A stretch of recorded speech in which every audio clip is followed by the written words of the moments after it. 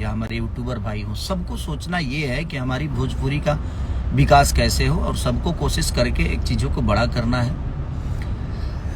और ये बहुत प्यारा खेसारी म्यूजिक वर्ल्ड से का सजनवा भजनवा गावेला रघुराई के पुराने हमारे ब्यास लोग, क्योंकि मैं भी ब्यासी हूँ, गायक तो मैं बाद में बना, पहले मैं रामायण महाभारत ही गाता था।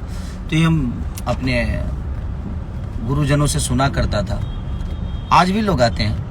तो मैंने कोशिश की कि इसको ऑडियो और वीडियो के माध्यम से आप सबको पहुंचाया जाए। और आप लोग और हमारे शक्ति भाई जिन्होंने इसको लिखा है, बिशुनपुरी जी, जो कि बहुत प्यारे राइटर, मैंने क्या कहा जाए, उनके कलम में जादू है, उनका आशीर्वाद मुझे मिला।